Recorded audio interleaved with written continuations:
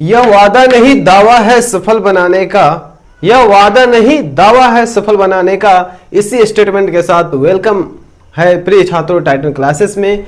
आज हम लोग वास्तविक संख्या के बारे में देखेंगे। इसके पिछला वीडियो जो है उसका लिंक आप लोग डिस्क्रिप्शन बॉक्स में दे दिया जाएगा, जिसमें आप लोग बताया गया है नंबर सिस्टम के बारे में कि कौन कौन सी संख्या होती है, जैसे प्राकृत संख्या, पूर्ण संख्या, पूर्णांक संख्या, परिमेय, अपरिमेय, जितने भी प्रकार की संख्या है सभी के बारे में बताया गया है। उससे आप लोग जरूर पहले वीडियो को देख लें। और आज हम लोग चर्चा करते हैं वास्तविक संख्या में। आगे हम लोग वास्तविक जो संख्या है इसमें आज हम लोग देखेंगे यूक्लिड विभाजन परिमेयिका के बारे में। यूक्लिड विभाजन परिमेयिका ये बहुत ही इंपॉर्टेंट टॉपिक है। इससे अधिकतर एग्जाम में प्रश्न पूछे जाते हैं। इससे अधिकतर 2 अंक के क्वेश्चन आते हैं। चलिए देखते हैं इसमें क्या है। तो एक धनात्मक पूर्णांक ए में किसी अन्य धनात्मक पूर्णांक बी से भाग करने पर मान लेते कोई भी धनात्मक पूर्णांक ए है, यदि हम लोग उसमें 20 से भाग करते हैं, कोई सी अन्य संख्या से भाग करते हैं तो क्या होता है, पर भागफल Q तथा शेषफल R प्राप्त हो तथा आप लोग क्या देखें, जब भी हम लोग किसी भी संख्या से किसी में भाग देते हैं तो या तो भागफल कुछ प्राप्त होगा और शेषफल कुछ प्राप्त होगा।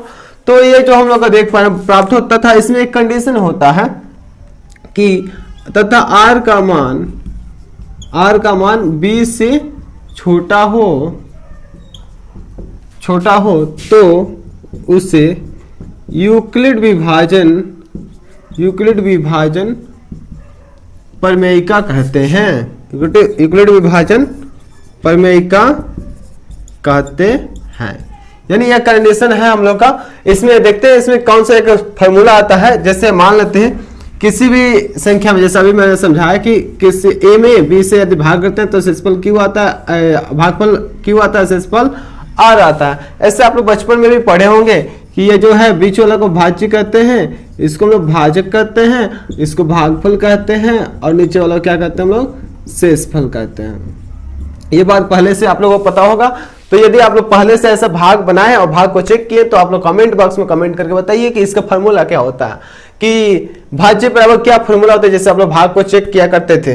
ठीक है, तो ये जो हम लोग यहाँ पर देखिए, यहाँ पर हम लोग उसी फॉर्मूला को यहाँ पर लिख रहे हैं। भाज्य बराबर जो होता है क्या होता है, भाजक गुणे भागफल और प्लस क्या होता है, शेषफल। इसी के आधार पर हम लोग का ये यूक्लिड विभाजन परिमेयिका है। भाज्य इसमें कौन सा है, ए है, भाजक कौन सा है, बी है, भागफल कौन सा है, क्यू है, और शेषफल कौन सा है, आर है। यानी यही है हम लोग का यूक्लिड विभाजन एल्गोरिथम, यानी यूक्लिड विभाजन परिमेयिका से एक फॉर्मूला प्राप्त होता है। इसमें कंडीशन क्या होता है, जो यह आर का मान है यह या तो 0 के बराबर होगा या 0 से अधिक होगा। यानी शेषफल या तो 0 आ सकता है, नहीं तो 0 से अधिक आएगा। और कितना अधिक आ सकता है, तो जिससे हम लोग भाग करते हैं उससे छोटा ही होता है। यानी आर का मान 0 के बराबर या 0 से अधिक, लेकिन बी से छोटा होता है। ठीक है, यह है यूक्लिड विभाजन परिमेयिका।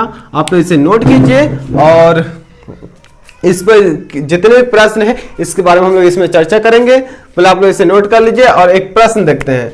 जैसे चलिए इसे हम मिटा देते हैं और एक इस पे प्रश्न बनाकर दिखाते हैं, ताकि आप लोगों को समझ में आ जाए पूर्ण रूप से कि यूक्लिड विभाजन परिमेयिका को कैसे सॉल्व करते हैं।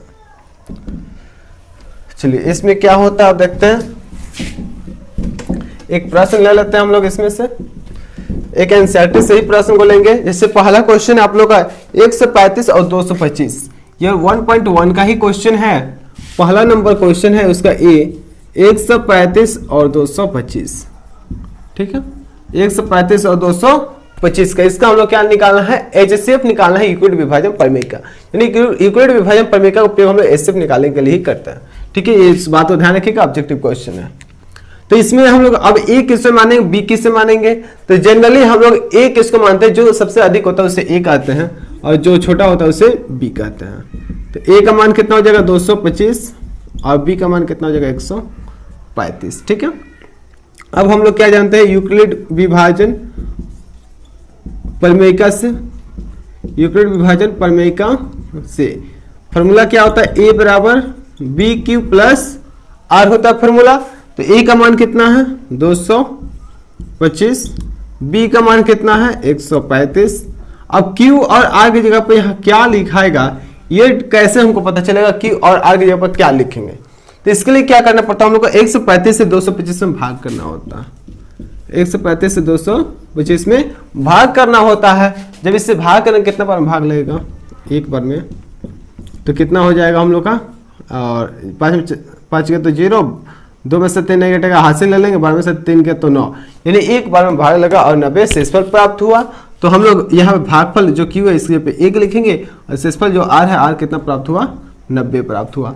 अब नेक्स्ट क्या लाइन में क्या करेंगे, ये जो 135 से ये आ जाएगा बाहर और इसका जगह ले लेगा, यहाँ से जो शेषफल 90 था यह इसका जगह ले लेगा। फिर वही कंडीशन यहाँ पे अब 90 से 135 में भाग करेंगे और देखेंगे कि यहाँ पे भागफल कितना आ रहा है और शेषफल कितना आ रहा है। 90 से भाग करना है किसमें, यही 135 में भाग करना है। कितना बार में भाग लगेगा, एक बार में। तो 90 से भाग लगेगा कितना बार में, एक बार में, और शेषफल कितना मिला 45। ठीक है, फिर नेक्स्ट लाइन में हम लोग 90 आ जाएगा बाहर, इसका जगह ले लेगा आकर 45 गुने, अब 45 से देखेंगे कितना बार में 90 में भाग लग रहा है और शेषफल कितना आ रहा है। ये कहानी कब तक चलता रहेगा, जब तक शेषफल 0 नहीं आ जाता तब तक ये कहानी चलेगा। तो अब 45 से भाग करेंगे हम लोग 90 में, 45 से कितना बार में भाग लगेगा, 45 दूनी 90, यानी 2 बार में भाग लगा और शेषफल कितना आ गया 0 आ गया। इस प्रकार से जब शेषफल 0 आ गया तो कहानी खत्म हो जाता है। और फाइनली HCF कौन होता है, जिससे लास्ट में भाग किया जाता है, यह ही हम लोग का HCF होता है, यानी 45 हो जाएगा आंसर।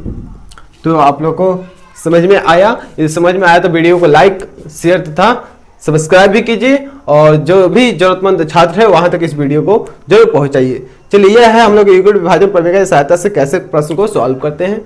अब देखते हैं इसका नेक्स्ट क्वेश्चन। तो चलिए दूसरा क्वेश्चन देखते हैं। इसमें बी नंबर क्या कह रहा, तो 196 और 38,220। ठीक है, अभी इस क्वेश्चन को देखते हैं हम लोग क्या कहता है इसमें। तो ए का मान कितना हो जाएगा हम लोग का 38,220 और बी का मान क्या हो जाएगा 196, यानी अधिक वाला ए होता है, छोटा वाला बी होता है।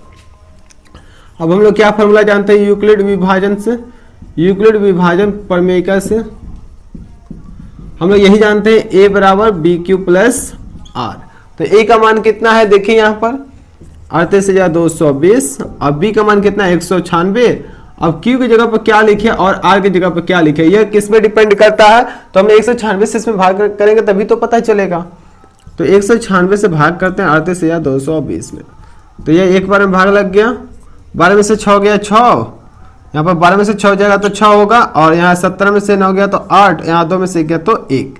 ठीक है, बगल से 2 के लेके आते हैं। अब कितना बार में भाग लगेगा, या 9 बार में भाग लगेगा। 9 6 54 के 4 हासिल 5, 9 81 5 86 के 6 हासिल 8, 9 8 17, 12 में से 4 गया तो 8, और 15 में से 6 गया तो 9, ये कट गया, बगल से 0 लेकर आएंगे तो देख पा रहे हैं हम लोग 5 बार में ये भाग लग जाएगा, यानी 196 5 980 हो गया, यानी 195 बार में भाग लगा और शेषफल क्या आया हम लोग का 0 आया। इस प्रकार से हम लोग का क्या देख पा रहे हैं, यह शेषफल यदि 0 आ गया तो एक ही लाइन में ये खत्म हो गया। ठीक है, यानी इसका HCF कितना हो गया हम लोग का 196 ही HCF, क्योंकि 196 से भाग देने पर ही तो आंसर आया है। इस शेषफल 0 हो गया तो 196 हम लोग का क्या हो जाएगा, इसका HCF होगा। ये बहुत ही इंपॉर्टेंट क्वेश्चन है। ठीक है, ये एग्जाम में आता है अक्सर, यह अपने गुण के कारण देख पा रहे हैं आप लोग, एक लाइन में बन जाता है, बस थोड़ा सा इसमें जानकारी होना चाहिए। ठीक है, चलिए अगला क्वेश्चन देखते हैं हम लोग। 867 और 200 कितना है 255 है। ठीक है, चलिए आगे देखते हैं हम लोग, जैसे यहीं पे बना देते हैं। सी नंबर है क्वेश्चन 867 और 255। ठीक है, चलिए देखते हैं यहाँ पे ए कौन है बी कौन है बताइए आप लोग। ए का मान हो गया 867 और बी का मान हो गया 255। यूक्लिड विभाजन परिमेयिका से यही हम लोग फॉर्मूला रहेगा। ठीक है, तो ए का मान कितना है 867, बी की जगह पे कितना 255। अब यहाँ क्यू की जगह पे क्या होगा, आर की जगह पे क्या होगा, ये कैसे पता चलेगा। तो 255 से इसमें भाग करेंगे, बताए थे, इसे भाग करके ही हम लोग चेक करेंगे। 255 से भाग करेंगे 867 में, तो कितना बार भाग लग जा रहा है, तो हम लोग देख पा रहे हैं लगभग यह 3 बार में भाग लग जाएगा।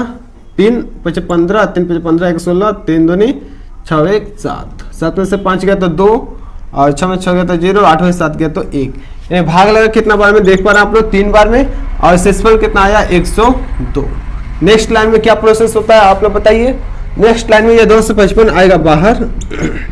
अब इसके जगह कौन लेने वाला है, ये आ जाएगा 102 इसकी जगह पर, और फिर देखेंगे हम लोग कितना बार में भाग लग रहा है और शेषफल कितना आ रहा है। यानी 102 से भाग करना है कैसे, 255 में, तो कितना बार में भाग लगेगा, तो 102 से कितना बार में 102 बार में भी भाग लग जाएगा, 204। कितना आया शेषफल, 5 में 4 गया तो 1, 5 में से 0 गया तो 5, यानी 2 बार में भाग लगा और शेषफल कितना आया हम लोग का 51। नेक्स्ट लाइन में क्या होगा, 102 आ जाएगा बाहर, इसका जगह कौन ले लेगा 51, और अब देखते हैं इससे भाग करते हैं और देखते हैं भागफल और शेषफल कितना आता है। यानी 51 से भाग करना हमको 102 में, 51 दूनी 102, यानी 51 से भाग किए तो 2 बार में ये पूरा भाग लग गया, शेषफल क्या आ गया हम लोग का 0 आ गया।